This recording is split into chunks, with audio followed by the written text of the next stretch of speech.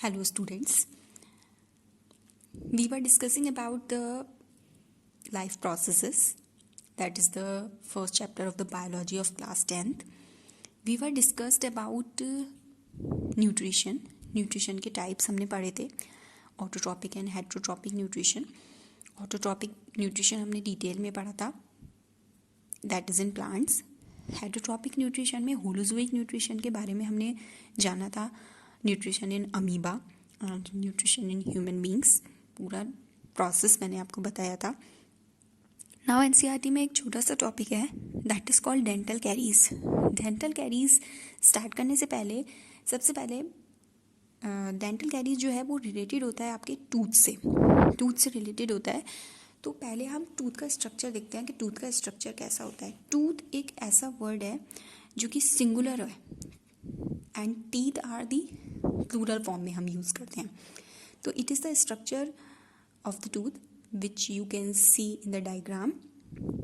तो टीथ जो होते हैं, as you all know that they are embedded in the jaws, हमारे जॉज में एम्बेडेड होते हैं. मैन का एक फिक्स्ड अपर जॉ होता है और एक मूवेबल लोअर जॉ होता है. जो ऊपर वाला जॉ होता है वो बिल्कुल फिक्स होता है, that is not movable, that is immovable, but the lower jaw is the movable jaw. तो जो टूथ होता है, हर एक टूथ उसके 3 पार्ट्स होते हैं, that is crown, neck and root. जो क्राउन रीजन होता है that is the upper portion जिसके अंदर आपका आता है इनेमल. फिर उसके बाद होता है नेक में आपका आता है डेंटाइन. जो डेंटाइन होता है इनेमल से नीचे, दैट इज़ डेंटाइन. उसके बाद आपका आता है रूट के अंदर आपके जो गम्स होते हैं वो आते हैं, और पल्प रीजन आता है, सीमेंटम, और जितनी भी ब्लड वेसल्स आपके टूथ के नीचे प्रेजेंट होती हैं वो सब आती हैं. तो crown is the functional part of the tooth that is visible above the gum. जो हमें गम से ऊपर दिखाई देता है, फंक्शनल पार्ट है टूथ का, उसे हम कहते हैं क्राउन. और इसमें क्या आता है, इनेमल. नेक जो होता है वो रीजन होता है क्राउन और रूट के बीच का पोर्शन, जिसमें डेंटाइन आता है. डेंटाइन बहुत हार्ड सब्सटेंस होता है, बोन की तरह ही. उसके नीचे फिर रूट आता है. रूट एक अनसीन पोर्शन होता है जो हमें दिखाई नहीं देता, but it supports the tooth, हमारे टूथ को बहुत ज़्यादा सपोर्ट करता है. अब नाउ टॉपिक है आपका डेंटल कैरीज. डेंटल कैरीज क्या होती है? Dental caries generally, dental caries को हम टूथ डिके भी कहते हैं, मतलब टूथ का सड़ना, ख़राब हो जाना. इसमें क्या होता है इस कंडीशन में, जो ये आपकी इनेमल होता है, इनेमल पार्ट होता है और डेंटाइन पार्ट होता है, ये दोनों सॉफ्ट होने लगती हैं. तो डेंटल कैरीज और tooth decay causes gradual softening of enamel and dentine. तो जो हमारे टीथ में बहुत छोटे छोटे कैविटीज़ बनने लगती हैं, the formation of small cavities in the teeth, that is called dental caries. उसे हम क्या कहते हैं, डेंटल कैरीज कहते हैं. डेंटल कैरीज जो होता है वो उसे टूथ डिके भी कहते हैं. और ये ग्रेजुअल सॉफ्टनिंग होता है आपका किसका, इनेमल का और आपका डेंटाइन का. अब क्वेश्चन है कि डेंटल कैरीज बिगिन, शुरू कैसे होती हैं डेंटल कैरीज.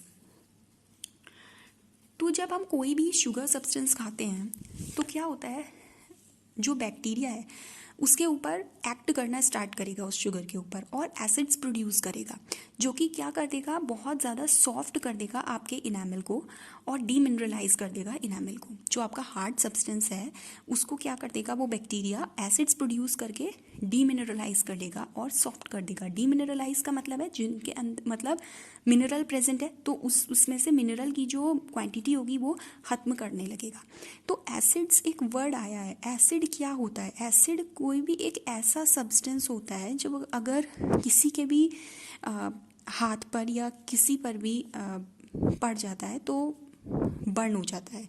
तो एसिड जो है बहुत हार्मफुल सब्सटेंस होता है. ऐसी हमारी बॉडी में जो HCl सिक्रीट होता है, अगर म्यूकस सिक्रीट नहीं होगा तो क्या होगा, तो हमारा स्टोमक बर्न हो जाएगा. तो इसलिए जो म्यूकस सिक्रेट होता है from the walls of the stomach, वो क्या करता है, हमें प्रोटेक्ट करता है फ्रॉम द HCl. तो ये जो डेंटल कैरीज बिगिन होती है, टूथ डिके जो बिगिन होता है, वो इससे भी बिगिन हो जाता है. बैक्टीरिया अगर एक्ट होते हैं तो एसिड्स प्रोड्यूस करने लगते हैं, और इम्प्रॉपर डेंटल केयर से भी, अगर हमारी डेंटल केयर ठीक नहीं है तो भी ये होने लगता है dental caries.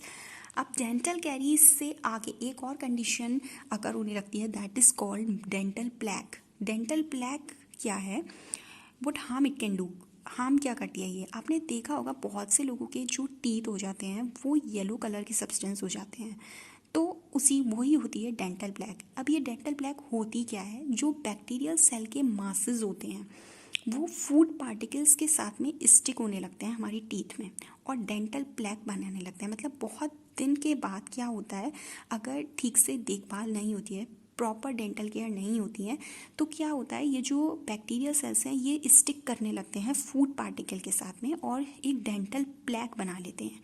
Dental plaque generally होता क्या है, इट इज़ द स्टिकी होता है, बहुत येलोइश कलर की लेयर होती है फूड पार्टिकल की और बैक्टीरियल सेल की। किसकी, फूड पार्टिकल और बैक्टीरियल सेल दोनों की ही लेयर बन जाती है हमारी टीथ के ऊपर, डिपॉजिट हो जाता है, येलोइश कलर की होती है जो कि हमारे टीथ को पूरी तरह से डिके कर देता है। अब होता क्या है, जब ये येलोइश कलर की लेयर जब आ जाती है तो क्या होता है, हमारी बॉडी, हमारे माउथ में सलाइवा सिक्रेट होता है। I have told you in the previous video that saliva is secreted in which gland.